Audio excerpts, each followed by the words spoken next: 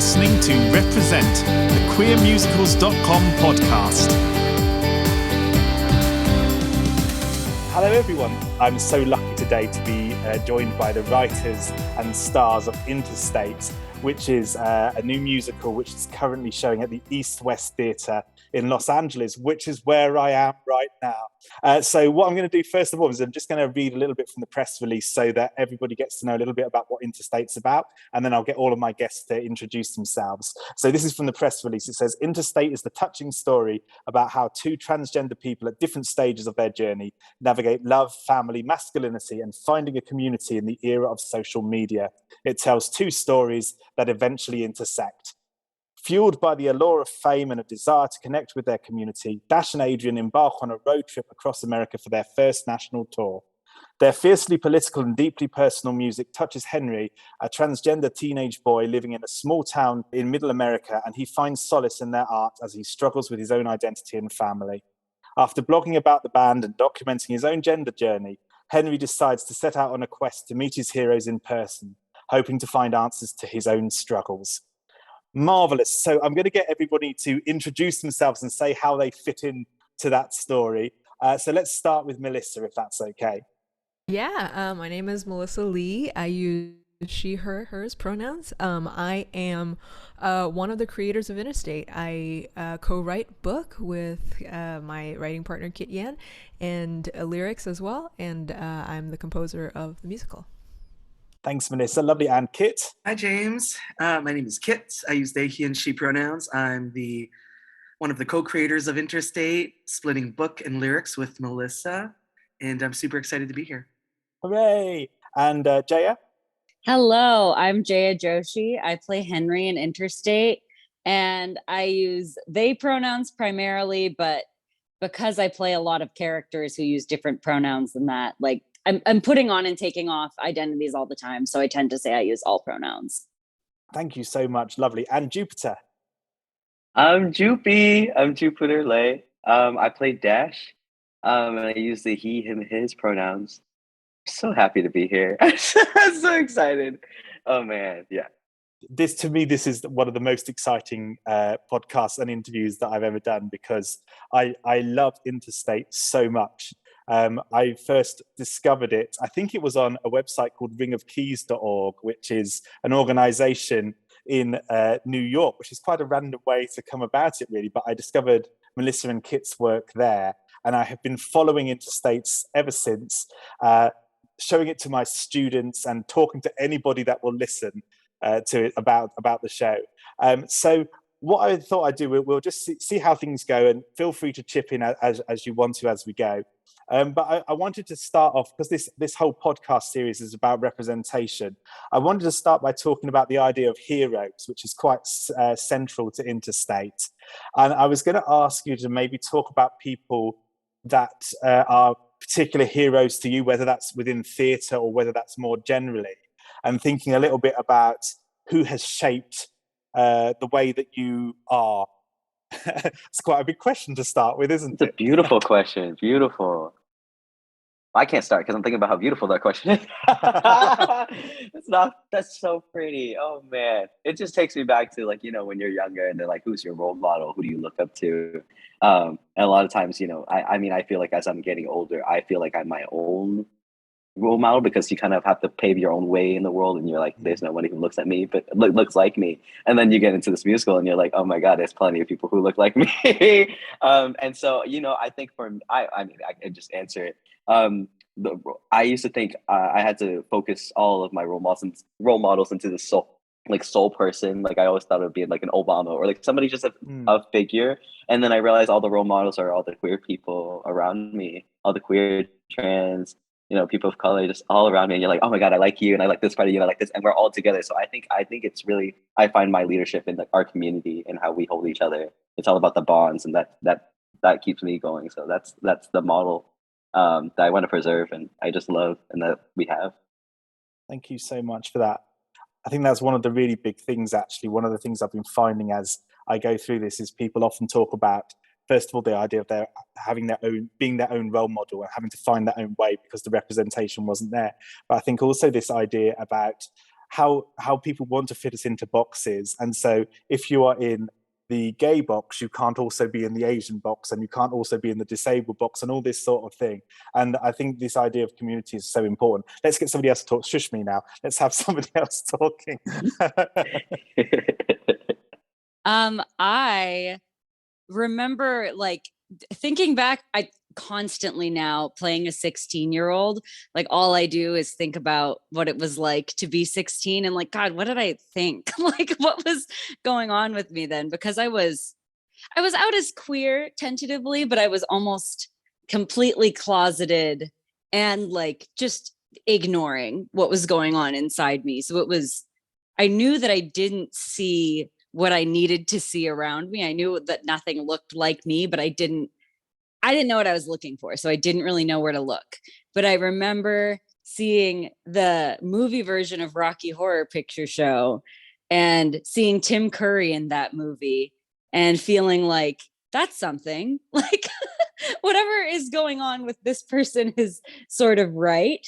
Like I get that we both have curly hair. We both look like that when we try to wear makeup and heels, but we still like it. Like just seeing somebody twisting it all up, not trying to show you something that you already had a script for how to process, felt very awakening. And then I only felt further awakened when a friend told me that he then went into hiding. After Tim Curry played that role, he disappeared because the response was so intense that he was kind of in shock and ashamed. Even though he had created this thing that like clearly is so beautiful and so like inspiring to me, inspiring to many, but like retrospectively, it makes complete sense that I saw myself in that. But at the time it was like, I guess I'm just really weird, maybe. But No, that's amazing. I think gender, and particularly non-binary gender, is something that would be lovely to talk about today as well, because it's made such a big difference. And I feel like musical theatre is just about to start to get the hang of this now. But it's been a long time coming. But thank you for that. Melissa and Kit, I'm fascinated to know who kind of influenced you or who you looked up to. Oh, that's really true. Well, I did want to just add, I guess, echo sort of what Jupiter was saying about like that it's not one specific person. I think like I was asked this when I was younger too. I had to make a presentation in high school about like my heroes, and I really was struggling. I think at that time I was also thinking about how like flawed individual people could be. So I think like Jupiter saying, like, sometimes you think it has to be like a figure or a person who's just perfect, but I actually think that heroes can also be people that are imperfect, and that's sort of a theme that we have in our show as well, right? Like, you know, Dash's dad is his hero, and of course like leads him down some problematic paths, but at the same time is still kind of like an amazing person. And so there's complexity there. I didn't answer your question, James, because I still don't know who my heroes are. But I think the closest is just thinking again about what Jupiter said. Like, I think it's about communities of people versus any individual. Think about our queer elders and people in our own communities that have paved the way for us to be here today. Absolutely. Thank you. Kit? Yeah, I'd love to actually jump in and talk about the show a little, because in our show, Henry really looks up to Dash. And the show is set in 2008. And 2008 is the year that Melissa and I got in our car and drove around the country looking for more people like ourselves, because we hadn't found enough people like ourselves. And we just wanted to hear people's stories and meet people and see the country, and find our folks. And so in Interstate, the band Queer Malady goes on a journey just like we did, and they are putting themselves out there. They're putting their work out there, and because of that, Henry, it looks up to them and finds their work and has never seen anybody else like himself, and so therefore wants to consume all of their content, go to their show, and that sort of thing. And that is very reflective of the times that we were touring in 2008. I think when you just similarly to what a lot of people here said, when there isn't a ton of representation out there, you're sort of just kind of looking for whatever you can get. And so that's certainly like a part of the show, and then a part of our lives. Like for me, when I was coming into my queer and trans identity, I was 18, 19 years old. I was in Boston, very far from home. I grew up in Hawaii, and so I was trying to figure out who I was. I went to the school nurse to ask her, like, I have this feeling inside me. What can I do about that? And then she was like, I don't really know, but I'm gonna go ask a friend of a friend. And then I started going to this really beautiful thing called Gender Crash. It was in Jamaica Plains. It was of these times, the 2002, 2003 to 2008 times. And there were a lot of like queer and trans people there of all identities and expressions. There were a lot of older folks, older than me by a couple of decades, who I really looked towards. I didn't quite see anybody exactly like me, but it was still very hopeful to hear older queer folks just talk about who they are. It was like an open mic, but you didn't really have to bring up a piece of art. You could like stand up there and just like rant, read your Craigslist ads, talk about your day, really just do whatever. And so because it was like that, people were just speaking very personally. And I just will never forget that was a space, and that was my very first entry point to this beautiful queer world, was a space where people just were really free to be themselves and express themselves however they wanted to. That's so lovely, and something that comes across, I think, so much in Interstate as well, is that the idea about using art to kind of find more out about yourself. I was going to ask about a little bit about that as well. What do you do to kind of express your identity? How does that kind of work for you?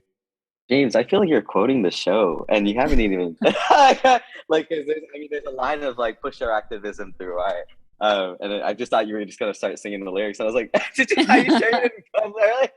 It's so wild. I wasn't. I just chat. I wasn't ready to answer the question. I know I have a specific memory of. I mean, it was like a life memory of really.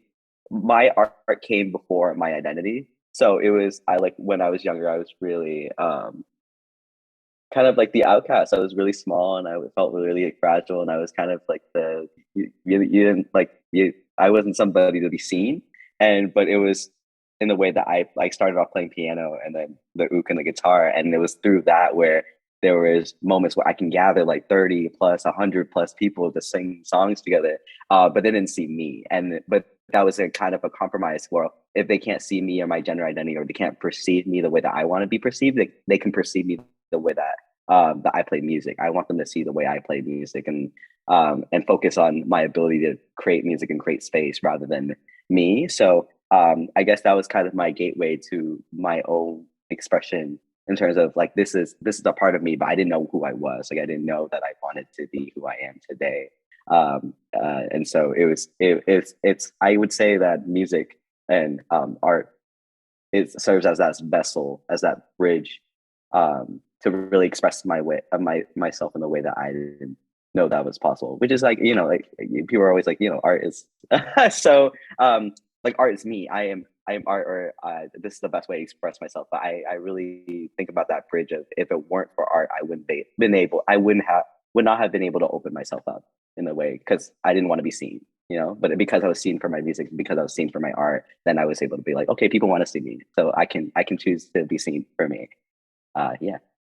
Oh, that's beautiful. That's really. Do you still have things that you write now? Do you have like have you got songs out there or that kind of Oh thing? gosh, I'm so baby. Oh my god, do I have to define baby in this? I'm so baby. I mean, what do I have? I have like clips of performances online, but it was really my art's very personal, and I share it with my local communities. Like, I'm from Boston, so it's like people from Boston know my stuff. So, but I always do it. It's always space oriented. It's never like I put out a song. It's always, okay, I have this group of people, and we created this moment, and we all sang like Adele together or something like. And that's an iconic moment we recall. That's So yeah, I like creating moments over stuff. Amazing, thank you. Somebody else? I'll try it. I think I have a lot in common with that feeling of thinking like you get to a point where people can see what you're making, but they can't see you. That is super familiar. I think everybody in my family can sing. I was always encouraged to sing. They were very supportive of anything that I wanted to do. And that was one of the things that I wanted to do. And it felt at first like I didn't know what I was really pushing back against, but I felt like I had to stick a flag in the ground of, like, at the time, the only language I had for it was like, it's not fair that girls who are pretty get to be seen for their voice. If I can sing better than they can, maybe I could be seen. Like, just wanting to show up and be there and be like, no, like, I have something. Like, everybody isn't going to just like I felt so pushed out. I didn't feel like I could find a group socially. I felt like the Indian community thought that I was too white, and the white community was like, we don't even want to touch that. And the gay communities were like, you dress wrong. So I didn't I felt like I had to like ice pick my way in by just like, for so long, all I thought about was like, I'm not going to be difficult. I'm not going to cause any problems. I'm not going to give anybody a reason to not let me be in a room. So all I did was focus on getting better. And then when it got to the point that like I was working for this thing that I cared about so much, but doing it was so painful because doing it involves somebody else evaluating you and then telling you what kind of woman you seem like, if you seem like a woman to them. And if seeming like a woman is painful for you, then you're going to find out, but you might not be sure where it's coming from. So I spent a lot of time kind of with interplay between like how much I was comfortable with everybody understanding my identity, how much I wanted to share. And post-pandemic especially, I have been just coming into rooms and being like, yeah, this is who I am. These are my pronouns. Like, it really is. I thought I could get through my life wearing dresses and playing women and having everybody think that that continued off stage with me. Like, I thought that I could make that work.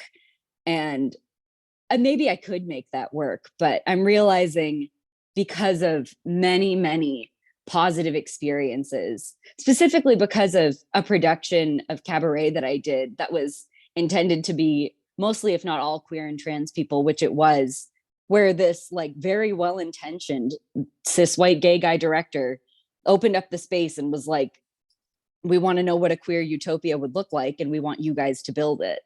Like, we're going to try to get it right. We're here to learn from you too.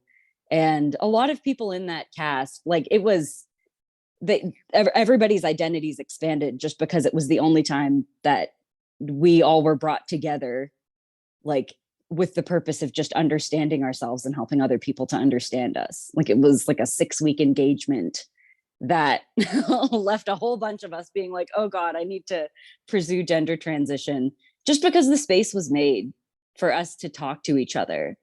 So I have no idea what I would know if I wasn't making art, even though like I like to keep my identity close to my chest. Like, I'm shy. I'm starting to be okay with sharing it with other people and being like even if I could hide it, I'm not in danger. Like, I don't need to. That's so beautiful. It's thank you. Thank you very much for that.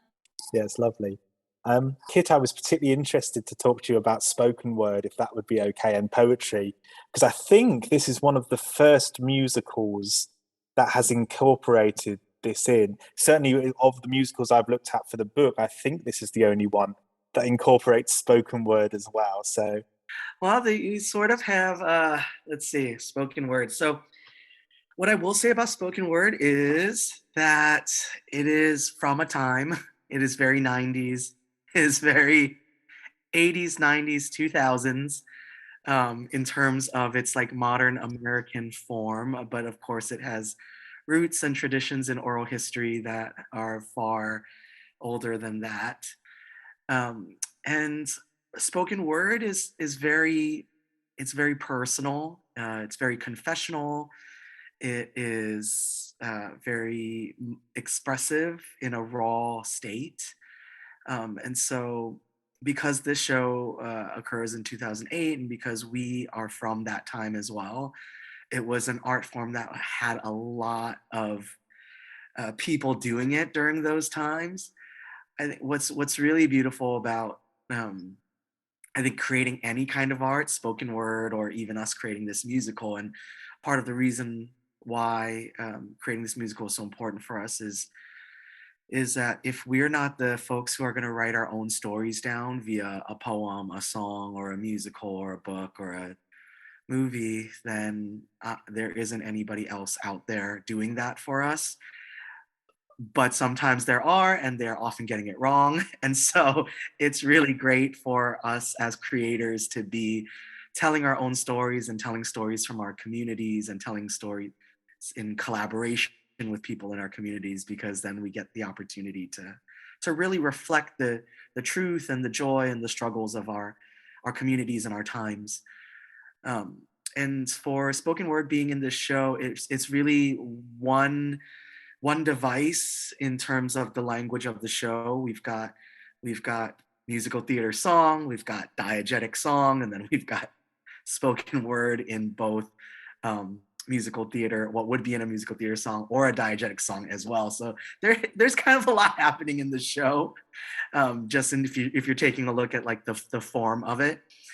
And for Dash, in terms of his spoken word in the show too, it's an opportunity for him to, and just like it was for me, to figure himself out on stage, to bring what was in his journals and his like attempts to figure out who he is or how he's seeing the world, like onto the stage. And when I look back on my spoken word, I like really cringe. I'm just like, oh my gosh, I can't believe I wrote that stuff. But then I have to meet the material where it's at. I have to like go back and say, okay, this is a time in my life when I was struggling or figuring this out or feeling joyous about this. And that is a beautiful time capsule that represents, rather than feeling like, oh my gosh, I can't believe I said that. So yeah, that's a little bit about like our spoken word journey through this show. I'd be curious to know what you think, Melissa. Well, as you were saying that, I was thinking about this question and the last question as well, where, I didn't have the same relationship to like discovering my queerness after the art. Like I came out when I was 11, and I didn't start writing music until I was 13. And so for me, music and my queerness are intricately tied because I didn't write anything that was not queer. I think, especially, I'm 13 years old, so I have a crush on someone, and then all of a sudden it's like my world, right? Like all songs is about this person, and they're awful, and they're like tragically horrible, these songs. So it was for me, right? Yeah, at that time it was for me, and really trying to get through what it was that I was feeling and trying to figure out. And so for me, it's intricately tied. But I thought of that too, Kit, when you were saying like, oh, I cringe at the thing. But you really have to honor the people that we were when we're young, right? Because it actually, in writing those bad things, it was integral to making us who we are today. So I just want to say that. But yeah, I mean, I think what is also great about spoken word in the show, despite me making fun of it all the time, I do think it's really such a huge part of this character's personality and how he expresses himself in a very unique way. I think, like, I don't know, I just think it also just makes this main character super interesting, that this is how he expresses himself, and he's so loud and bombastic, and he's out there saying all these things, and then meanwhile there's a second layer of he's struggling with all these things, right? Or, you know, how we all are when we sometimes, you know, there's like the artist as a character and then like us as our inner selves. So I think that's just super interesting that we have that for that character. If you're interested in LGBTQ+ representation in musical theatre, check out our website www.queermusicals.com for lots more information about musicals with LGBTQ+ characters.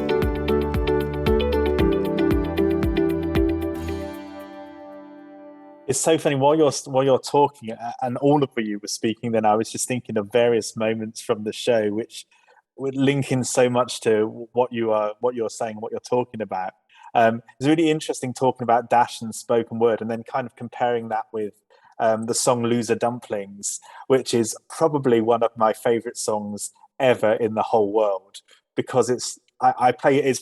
There's a lovely a cappella version online as well, but there's lots and lots of different recordings of it, and it's even playing it to a group of students in the UK. We all get it, the sort of why it's so important, and because it's so specific. I'd love to talk a little bit more about that moment in the show, actually, and that kind of song and what that song means to the character and how it works, if that would be okay. It's my song. I gotta step up for Dash. Oh my goodness. I mean, it's a delight. I think everybody agrees it's a delight, and that's just the gift of the writers to be able to create it. It's such a delightful song, and it's stamped as a delightful song. I mean, I can give the synopsis of the scene, and it's just, you know, Dash's father says, you know, I want you to be happy, and I want you to get the girl you love, and that girl potentially, but he wholeheartedly believes it is Adrian, and he's like, go get her. You know, you've been with her for this long, and you know, she's like you, she's Chinese, she works for us, she's perfect, you know, dream person. And Dash is just like in complete denial in the beginning. And I always wonder about that transition. It's like, what does Dad really say for him to be like, oh my God, I'm really in love? And it's because Dad is an incredible chef. He puts in all the ingredients. He's like, she's this, she's that, she's then this. Why would she stay with you for this long if she didn't like you? But she just doesn't know. So you got to work harder, because she's clearly not going to do it. So you got to man up, you got to step in, you got to do the thing. And I think all of that language really gets to Dash, and he's like, oh my goodness, you're totally right. And you're my father. Of course I'm going to believe you. And you know, I'm going to try this thing out. And you know, and you start to, I mean, it's a beautiful moment of, you know, you think you saw the signs with somebody when they probably weren't there. You just made them up. So it's a beautiful song of complete imagination, unbridled imagination. Just it's not even supported by evidence sometimes. So you know, he goes in, I mean, I'm not gonna give you away with the scene for you, but you know, oh my gosh, he does. I mean, as we say it, as the kids say it, he does the most. He really comes up with the fact that she, you know, he was at a, you know, poetry slam competition, and Adrian showed up, and when he loses, Adrian shows up with these dumplings, in which he calls loser dumplings. And you know, that could have been just an innocent moment of, you know, hey, I brought you a snack, like, you know, like well, let's go eat after, or she probably never did it, but he just goes into this major number of full imagination of that she really did love me from the beginning, and I knew it because she gave me these dumplings, and she was rooting for me, but she really loved me, and she was, you know, it's just a beautiful, it's so fun to just be in, because just to be in love, you know, to be in love and to feel like somebody you know, has seen you from the beginning, to make those dots when they probably don't connect. So but that's Dash, and by the end of it, no, I shouldn't share. But he really falls for it. He really falls for it, and he wholeheartedly believes that he loves Adrian after in that moment. I find Loser Dumplings to be a very complex moment, and Melissa, I think it'll be really fun to like talk about some of the greater themes of the show too, in terms of like in this moment, Dash has his dad's voice in his head, go get this girl. And then he sings a song, and then he decides to go and confess his love for her and he does try to go and enact the advice that dad gives him. And throughout the show, he's sort of like, it's simmering that he might do this, or it's simmering that somebody's encouraging him to do this. And one of the themes in the show that we try to tackle is really about queer friendships and queer love. And so in what's operating underneath this moment is this like very hetero patriarchal idea that one, you need a partner to navigate this world. Two, that partner needs to be a girl. And also that that if a man and a woman hang out, that has to be romantic. And so that's all kind of like simmering underneath this moment here. And we go on a journey through the end of the show where they navigate this feeling. Act 2 is really dramatic and all about the fallout from this moment. And so I don't know, Melissa and I, we often talk about the idea of like when we were figuring out our queer identities or creating queer friendships. Like there were many times I think in my life where I was hanging out with somebody super cool and queer, and I'm queer, and then all of a sudden I have these feelings for them, and it would get very murky. And it was not always in my mind that these feelings could be friendship because of all the things that we're operating under in society, those things I just named in terms of like, you need a partner, you got to be man and woman, and man and woman can't hang out unless they're together. And like all those things are like simmering underneath. And so like, I think now when I think about, oh gosh, this queer person is so cool, the idea that two people could really love each other and be friends, or the idea that people could love each other, be friends, and even build a family, or commit to each other for life. Like those are all things I have come into, but not things that I previously knew. And I know, yeah. Melissa, you talk about it a lot. Yeah, we do talk about it a lot because one of the things that we were asked, is as part of our journey of writing this, we were asked by our dramaturg, we were asked by our director several times. It's like, is Dash really in love with Adrian? And that's seems to be kind of a simple question, but I think we're like, oh, we have to really think about this, right? And we also need to talk about what that means in queer friendships, exactly everything that Kit was saying. And I think for us, having been queer for so long and just, we're older than you guys. But so for us, like we've experienced so much. I think that we know, and that's part of our point of view coming into the story as well, that friendships are a spectrum. It's, if you're feeling romantic, that's possible, but it's also possible in a friendship, right? It's also, so I think that's what we were trying to explore also with Dash and Adrian Interstate. It's so lovely to hear you talk about that. And one of the things I think musical theatre often does is it often tries to make everything into a binary, polarize things. You either feel love or you feel hate. It's all kind of like opposites.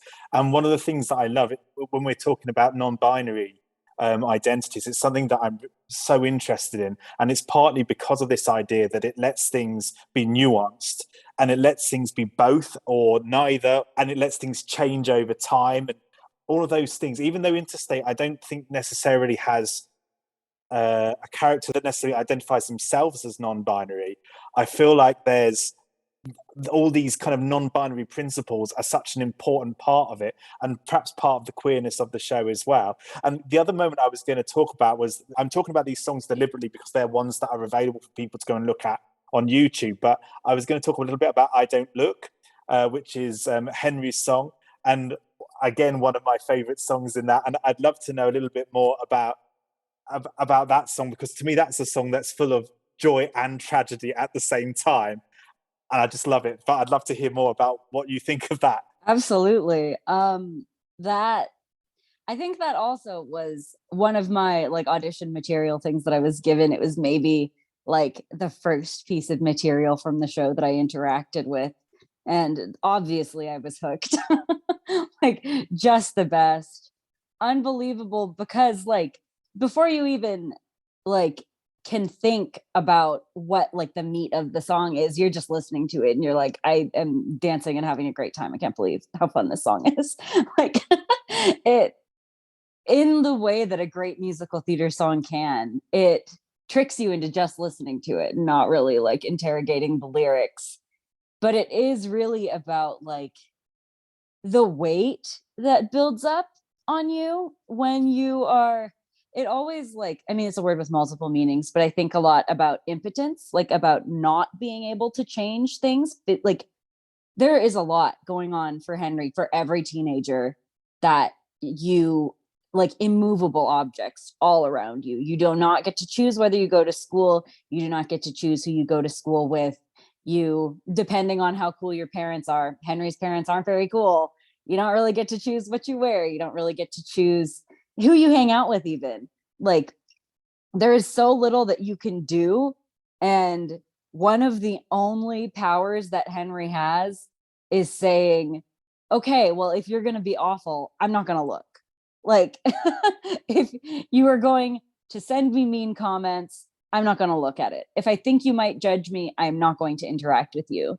Like it's a real like Shake It Off by Taylor Swift kind of song, except for the bridge where Henry is talking to this girl who showed him more kindness than any other person in the show does, aside from, spoiler alert, never mind. But yeah, this girl who is like very cute in a very 2008 way takes the time to be like, stop disrespecting Henry's property. And that amount of affection is enough to get him hooked. And in this song, he allows himself in the bridge to think about what it might be like to open up to somebody. Like I have a whole section about like, the world is mean and cruel, and I feel it so intensely. I'm just 16, but I know when the odds are stacked against me. Like, I'm not an idiot. Just because I'm not looking at people bullying me doesn't mean that everybody around me doesn't somehow see me as a target, regardless of what I do. Like, Henry cannot materially change his life. He can only think about what it would be like if he had a girlfriend or a friend. And I mean, I could talk forever about it, but I think that feeling that he needs a woman to be like, oh, I'm like, it can kind of like jumpstart you into coming out or make you feel like you'd be brave enough to live a life that you're not living. Like, gosh, if I just had this perfect girlfriend, everybody would see me as a man. Or like, if I just had like a romance with a woman who really gets me and really listens to me, then I would grow up faster, or this would be more bearable. I'm gonna let somebody else talk about the song. You know what you're saying, Jaya, that really is something that I think about a lot. And what's funny is like there's a parallel journey between Henry and Dash, right? Henry thinks, okay, if I get this girl, everything's gonna be better. And for Dash, Dad's telling him, okay, go get this girl and everything's gonna be better. And in some cases, like, I mean, and in a lot of times in life, that actually probably is true. Like, Yeah. When you have somebody who sees you for who you are and loves you and your queerness and your relationship is beautiful and queer and it's working and that is a very safe space for you. Yeah, like it is. Like, is that the only path that is available in life? Absolutely not. But it is one that provides like all the joy and safety and comfort a person can have in this life, depending on, you know, where you're at in your lifetime and if those are your desires. And so it is interesting to think about, like, okay, well, Dash is on a journey where, okay, my best friend is, I have feelings, but they don't have to be romantic. And then Henry is looking for something to encapsulate his identity, like a space to encapsulate all of who he is, that he can feel totally seen in.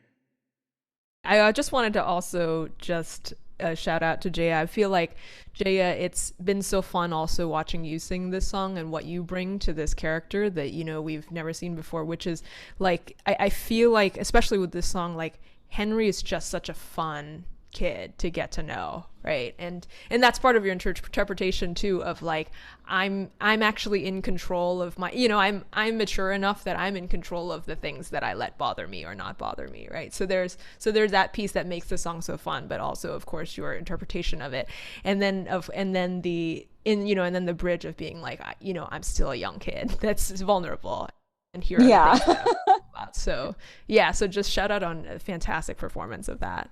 Thank you so much. I feel like Henry's always looking for a win. Yeah, we're really rooting for him. I totally echo Melissa's really like joy around your performance, and I want to swing this conversation back to the idea of like being non-binary. Because yeah, because in this show, because it's set in 2008, we're not using the language of non-binary. In 2008, the reason why I think the reason why Dash is the way he is, and Jupiter, I think you bring a really great performance to this in terms of the commitment to the masculinity that Dash is carrying through in 2008, is that in 2008, you had to be pretty binary. I think like the only messaging available in the media was like, you're a man or you're a woman, even if you decide to be trans. And so what we're really working against here is that idea that there is one way to do that. And Interstate is often a critique of binary transness in that way. It's a real critique on that time. And it's a critique, plus it's a hope. It's a hope that people be whoever they are. And if that is, if being like, I don't know, I hope the show says like, you can be whoever you want to be. You can be a trans man if you want to be. Henry, at the end, there is a beautiful moment where he meets somebody that says, that meets him where he's at and is saying to him, like, I like you with or without tea. And I think for us, that's it's at the end of the show, but it's a little nugget into saying, into maybe the idea that like, there is, transness can exist however you want it to be. And in terms of like breaking the binary here too, where I think the show is trying to ask that question in multiple spheres, not only around gender, but around like life path.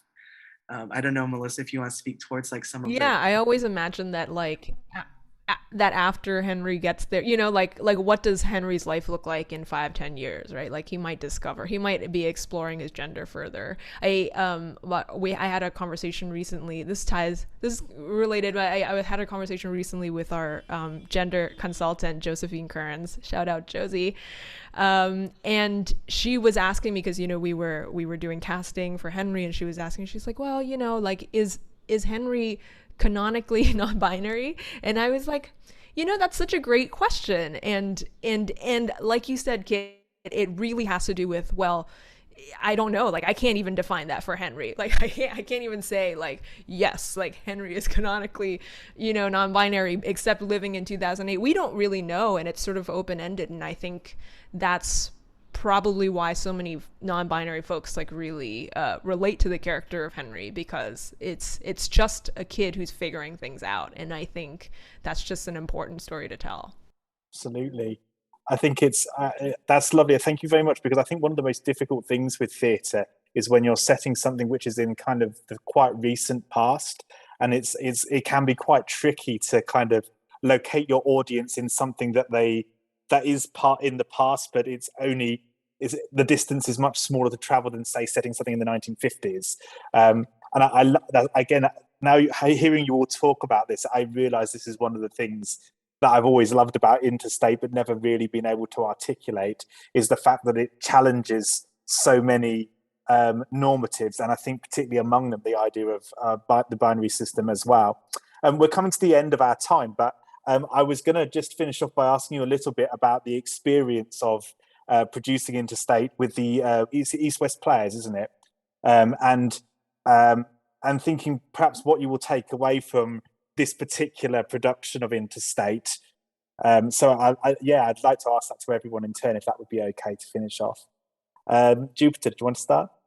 Oh yeah, I knew you were gonna figure. Oh man, you're so silly. Oh man, what a major! I've been thinking about that a lot.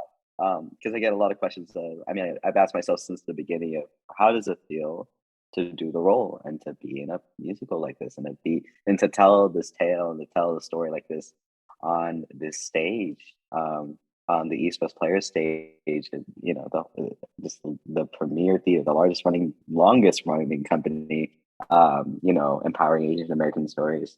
Um, and so to find myself at those intersections and to be in that stage and to be in the role, oh my God, I think every day I'm awakening to how jumping into the role and telling the story, it feels really easy. It feels like you have this really safe community, safe, brave community who also say yes to the story and when, trans cis, people of color, non-people, we're all saying, yes, we want to tell the story. We're going to do it together. We're going to do it on the stage. And it's a beautiful thing. And so it almost starts off innocent. You're like, yeah, we're just telling the story. And we know what the story is. And it's really revolutionary. But to tell the story, you're like, oh, it's just a story. I have this unrequited love. Oh, is it unrequited? I don't know. You got to figure it out. And then, and you see this kid, the small town kid, figure out life. And it just feels like, oh, small town boy. And it feels really innocent. And then every day, now that we're in performances, you see people come out and they're like, this changed my life. Like, you see the responses and you're like, wow, this is so amazing to see on stage. And I'm like, yeah, it is amazing to see on stage. Just because we're not the ones sitting in the audience, so it just feels like we're just telling the story. But I've just been awakened to how lucky I am. And I just know after this production, I'm gonna like cry because the night you realize I took the role for granted. Like you're just like, well, you get back to regular musicals and regular stories and you're like, wow, this is all kind of boring. This is not as exciting as this story. No shade to other stories there, but you just realize that what a gift to be, everybody wants to play a human being on stage. You don't want to be this kind of caricature. You don't want to be the bad guy. You don't want to be the good guy. You don't want to be the bad, those things. But to just live life on stage as me and to do that for myself, to have a good time for myself and to feel all the emotions, and then embody that experience for somebody else, for the audience. It's just been an honor. And I think it's a gift. It's a gift that keeps on giving. The more we stay with the story, it's just a wonderful time. Thank you so much. Jaya, do you want to jump in there? Sure. It's been so I love working on anything that's any stage of new. I love working on something that's still alive in some aspect. And Interstate, even though the writers, like things that changed, I don't know the whole history, but we didn't get a ton of rewrites during the process. We got a steady amount, but it was not, comparatively, I didn't think it was crazy. Like it was definitely healthy, but it's so close to being like this pristine finished thing. And it's crazy to like be here for the final moments of that, especially like knowing how much it means to people, like that it just was this version, like this specific version with these people, with these rewrites, this time in LA, in this place at East West Players. Also just like such a delight to be put up by an Asian American theater.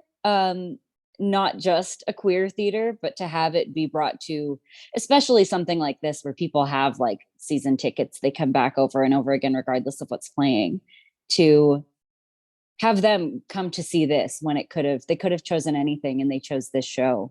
And yeah, I'm really excited to be any part of sharing it with people. Like, I know that this is what, like when I was Henry's age, I needed the show. Like it's tacky to say that, but it's frankly true. So I must. Me too. Like I could have saved myself a lot of time if this had already existed.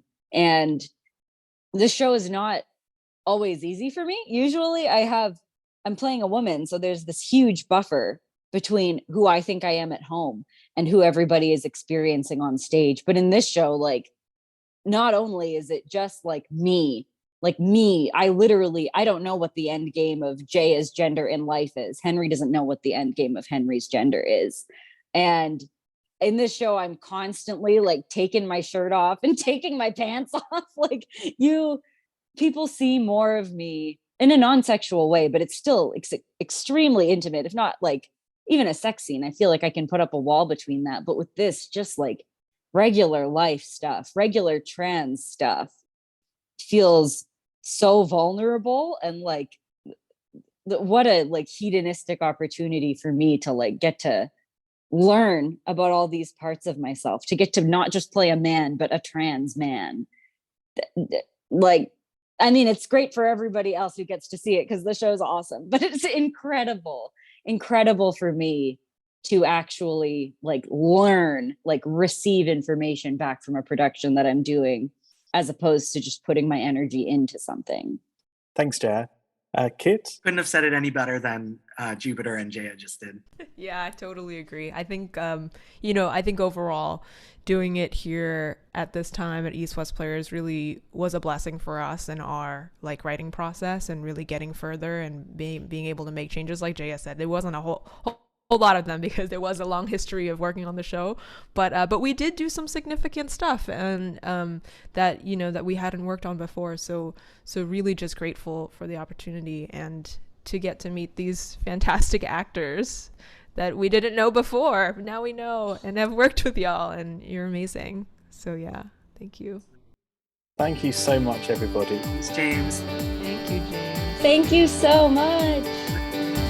Next week on Represent, the queermusicals.com podcast, we're joined by Alice Croft and Evie Rose Lane, who are both recently seen in the production of But I'm a Cheerleader. What I was telling myself is, it looks worse when you try to hide it. Just like, enjoy it. The audience are loving it, you enjoy it too. And that was my process when I was audibly laughing in your face, going, fully laughing.